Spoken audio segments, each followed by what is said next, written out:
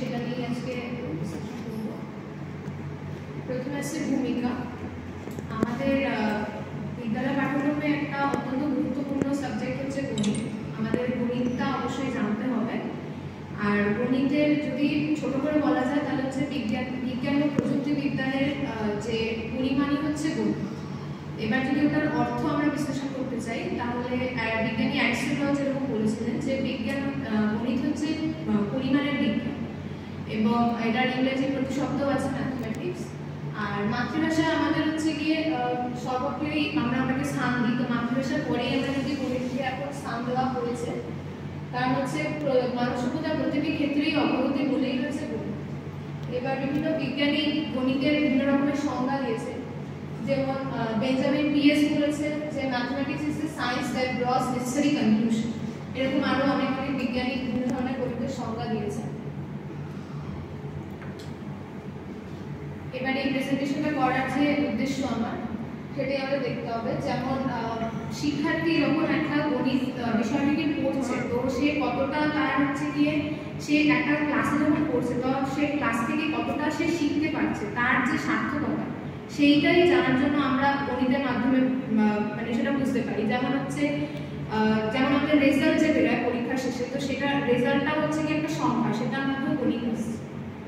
আবার শিক্ষার্থীর যে বিভিন্ন রকমের যুক্তি দিয়ে সে কোনো কিছু যদি বিচার করতে পারে, তার একটা গবেষণামূলক যে তার চিন্তাধারা, বৈজ্ঞানিক মনোভাব, এটাও আমরা জানতে পারি গণিতের মধ্যে।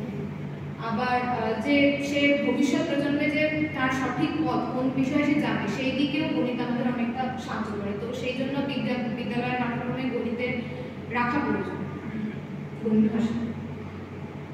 এবার বিভিন্ন আমি এখানে গণিতের তাৎপর্য যেগুলো রয়েছে বিদ্যালয় পাঠ্যক্রমে সেইটা আমি এখানে আলোচনা করেছি। যেমন ব্যবহারিক মূল্যতে আমরা বলতে পারি যে বিজ্ঞানের যে প্রযুক্তি বিজ্ঞান আছে, জ্ঞান বিজ্ঞান আছে, এখানে আমরা গণিতকে আমরা সেখানে রাখতে পারি। কারণ হচ্ছে যদি প্রযুক্তি বিজ্ঞানে যেরকম কম্পিউটার আছে, তারপর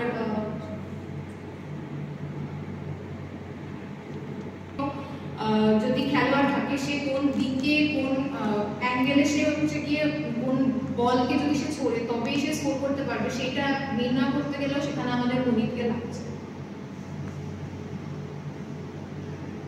শৃঙ্খলামূলক মূল্য বলতে গেলে বোঝা যায় যে গণিত ভাষাটা থেকে একটা শিক্ষার্থীর তার যুক্তি মানে হচ্ছে গিয়ে সে কোনো কিছু যে যুক্তি দিয়ে সে চিন্তা করতে পারে, তার হচ্ছে কি সেই চিন্তা শক্তির বিকাশ হচ্ছে গিয়ে গণিতের মধ্য দিয়ে আসে।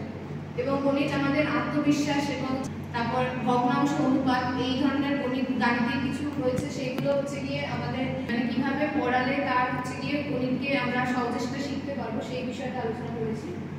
যেমন এনসিইআরটি বিদ্যালয়ে যে গণিত যে পজিশন পেপার তৈরি করেছিল 2006 সালে, সেখানে বিভিন্ন হচ্ছে গিয়ে লক্ষ্য প্রস্তাব ওখানে দেখা হয়েছে। যেমন হচ্ছে গিয়ে যে শিক্ষা মানে গণিতের যে অর্থপূর্ণ যে সমস্যা এবং সমাধান, সেইটা হচ্ছে গিয়ে আমরা এখান থেকে মানে হচ্ছে গিয়ে এমনভাবে তাদের ইজি পদ্ধতিতে যদি সেভাবে শেখানো যায় তাহলে তারা ভালোভাবে সেটাকে শিখতে এবং জানতে পারবে। তারপর বিভিন্ন যে মৌলিক কাঠামো রয়েছে গণিতে, যেমন হচ্ছে পাটিগণিত, বীজগণিত, ত্রিকোণমিতি, জ্যামিতি, এইগুলো হচ্ছে কি তাদের ব্যাপারে তাদের অবহিত করতে হবে এবং এমন কিছু তাদের এমনভাবে তাদের শেখাতে হবে যারা হচ্ছে কি গণিতটাকে কোনোভাবে যেন তারা মনে না করে, মানে হচ্ছে গিয়ে আমরা যেন মুখস্থ করি সেইভাবে যাতে স্মরণ করার পরিবর্তে তাদের যদি সেই ধরনের কিছু পদ্ধতি তারা অ্যাপ্লাই করতে পারে, তাহলে হচ্ছে তারা যাতে সেইভাবে মানে পদ্ধতিটা এমন হওয়া উচিত তারা সেটা মনে না করার পরিবর্তে তারা সাথে যেটা অ্যাপ্লাই মানে গাণিতিক সমীকরণের মাধ্যমে সেটাকে অ্যাপ্লাই করতে পারে, এই ধরনের কিছু পদ্ধতি রাখতে হবে। এবার আসছি বর্তমান মাধ্যমিক পাঠ্যক্রমে যে গণিতের স্থান, তো সেইখানে বলা যায় যে মুন্ডলীয় কমিশন যেটা 1952-53 যেটা হয়েছে, সেখানে আমাদের অষ্টম স্তর পর্যন্তই হচ্ছে দেখানো হয়েছিল যে সাধারণ স্তর হিসাবে সমস্ত সাবজেক্ট আমাদের পড়তে হবে এবং তার নবম স্তর থেকে বিজ্ঞান বিভাগ যেটা আমাদের এখন ক্লাস 10 এর পরে হয়েছে, তো বিজ্ঞান বিভাগটা তখন নবম শ্রেণী থেকেই ওটাকে চালু করা হয়েছিল। তো তারপরে যখন কোঠারি কমিশন আসলো 1962-63-তে, ওই সময় আবার বলা হয়েছিল যে দশম স্তর পর্যন্তই তাদের সাধারণ স্তর হিসেবে পড়াতে হবে এবং তারপরে 10+2+3+2 যেরকমভাবে শিক্ষা স্তরগুলো এভাবে ভাগ হয়েছে সেইভাবে পড়াতে হবে। তো 1975-এ গণিত একটা উল্লেখযোগ্য ভূমিকা পেয়েছে, কিন্তু আবার অনেকে এটাও মনে করেন যে গণিত একটা খুব খুবই কঠিন সাবজেক্ট, সেটাকে সহজে সবাই পাণ্ডিত্য লাভ করতে পারে। তো সেখানে কিন্তু গণিতকে যদি সেইভাবে সঠিক একটা পদ্ধতির মধ্য দিয়ে যদি সেভাবে শেখানো যায় এবং যদি সেটার একটা সেইভাবে যদি পদ্ধতি আমরা দিতে পারি শিক্ষার্থীর পক্ষে, তাহলে শিক্ষার্থীও সেটা সহজেই একটা স্তর পর্যন্ত সে সেটাকে সহজেই মানে সাফল্য অর্জন করতে পারবে সেটার উপরে।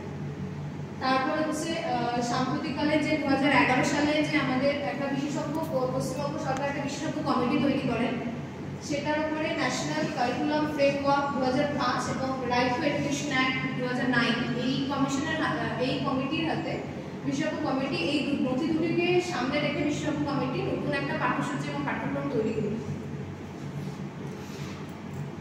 এখন মধ্যশিক্ষা পর্ষদ যেটা আমাদের মাধ্যমিকে হয়, তো সেইটার অনুসারে নবম এবং দশম শ্রেণীর যে পাঠ্যসূচি সেইটাতে হচ্ছে গিয়ে মানে সেই গণিতকে সেই জায়গায় রেখে তারপর সেটাকে মাধ্যমিক পরীক্ষা নেওয়া এইভাবেই স্থান দেওয়া হচ্ছে।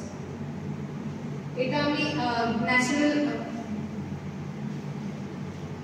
National council of teachers education, তো সেখানে আমি গণিতের স্থানটাকে এবার দেখিয়েছি যে কত কি টিচার আছে, সেখানে কিভাবে গণিতকে আর কি রাখা হয়েছে সেখানে আমি এখানে দেখিয়েছি। সবশেষে এটাই বলা যায় যে গণিত আমাদের ব্যক্তিগত জীবন এবং সমাজ জীবন, রাষ্ট্র জীবন সবকিছুতেই আমাদের সেভাবে সাহায্য করে এবং এই বিষয়টি সব শিক্ষার্থীকেই জানার প্রয়োজন, যাতে সে ভবিষ্যৎ জীবনেও সে সেটা নিয়ে আরো এগিয়ে যেতে পারে এবং তার চিন্তা শক্তির বিকাশ করে, সে যুক্তিতে কোনো কিছু চিন্তা করতে পারে। তারপরে এইটা রেফারেন্স নিচ্ছি। Thank you.